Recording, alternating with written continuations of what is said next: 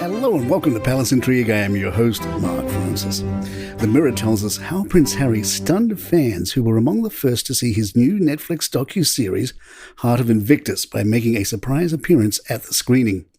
The surprise scenes were shared on social media by one user with the caption, "My friend Harry had to show up and crash the party, and we're here for it." In the clip, we see Harry giving an impromptu speech. Harry is unlikely to make any new friends in London by sharing that he had no one around him who could really help and had no support network after he returned from war in Afghanistan. Harry makes the admission in Heart of Invictus' second episode. Harry is asked how Afghanistan affects him, to which he said, "I didn't have that support structure, that network, or that expert advice to identify actually what was going on with me." Harry admits he was angry when he returned from a tour of duty. Harry says, "Look, I can only speak from my personal experience. My tour of Afghanistan in 2012, flying Apaches. Somewhere after that, there was an unraveling, and the trigger for me was actually returning from Afghanistan. But the stuff that was coming up from 1997, from the age of 12, losing my mum at such a young age, the trauma that I had was never really aware of and never discussed. I didn't really talk about it, and I suppressed it like most youngsters would have done, but when it all came fizzing out, I was bouncing off the walls. It was like, what is going on here? I'm now feeling everything as opposed to being numb. The biggest struggle for me is no one around me could really help. I didn't have that support structure, that network, or that expert advice to identify what was actually going on with me. Unfortunately, like most of us, the first time you really consider therapy is when you are lying on the floor in the fetal position, probably wishing you had dealt with some of this stuff previously. And that's what I really want to change." In one scene, recapped by the Mirror, Harry is seen sitting in a chair facing the camera saying, "Here we are." An interviewer asks, "What's your name?" And the Duke replies, "My name's Harry." He is then asked, "What do you do, Harry?" And the Duke replies, "What do I do? On any given day, I'm a dad of 2 under 3-year-olds. I've got a couple of dogs. I'm a husband. I'm a founding patron of Invictus Games Foundation.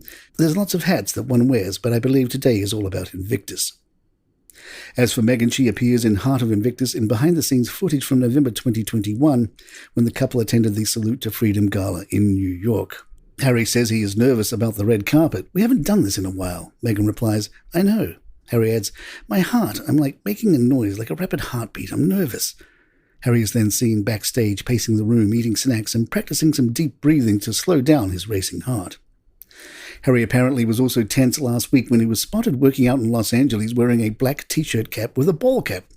Body expert Judy James told the Mirror, "Perhaps the perfect way to relax off any stress Harry might be feeling right now on the build-up to his UK return should have been a grueling workout at the gym." His body language here suggests he's still tightly strung, though, despite the loping bent knee walk and his slightly pinkened face suggesting he's been working up a bit of a sweat. Harry's facial expressions have rarely looked as tense. His eyes seem to dart from side to side, his brows are steepled, and there's that exaggerated tooth-clamped-down biting of the lower lip. We've seen Harry suck his lips in and even place his upper teeth on the lower lip before, but here the upper teeth seem to be biting the whole of the lower lip, with his mouth turning up at the corners for extra traction.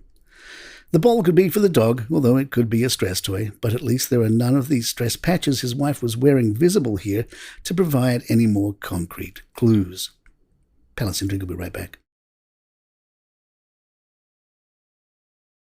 Suits creator Aaron Korsh told The Hollywood Reporter the royal family weighed in on scripts involving Meghan once she started Harry. "Not many things, by the way, but a few things that we wanted to do and couldn't do, and it was a little irritating. My wife's family, when they have a topic to discuss that might be sensitive, they use the word poppycock.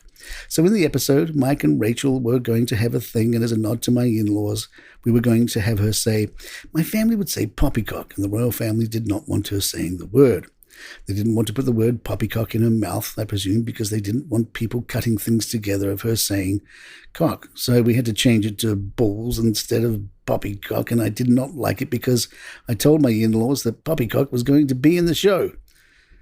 Aaron made it clear it was not Meghan's request to change the word. No, Meghan did not call me. I can't remember. It might have been the directing producer at the time or her agent.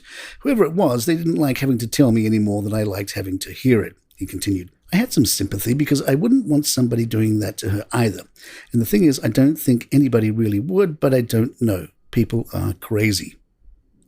There are more clues that the Instagram account at Meghan may indeed be the return of Meghan Markle. Meghan's close friend, Mandana Dayani, has the new page. Social media expert Matt Woods tells the Mirror Meghan's account handle is tilting her towards an iconic one-name brand like Madonna or Beyoncé. All A-list celebs like Meghan Markle understand the power of their social media and will have a designated social media team carefully curating every aspect of their content. There is no way that any post will go out without being first vetted for social and cultural factors by this team. And there you have it. If you'd like to email us, our address is thepalaceintrigue@gmail.com. Please head on over to YouTube or youtube.com and do a search for Palace Intrigue there and hit that subscribe button for us. You don't have to listen to the show again, but it would really help us out. I'm Mark Francis. My thanks to John McDermott. This is Palace Intrigue and good times.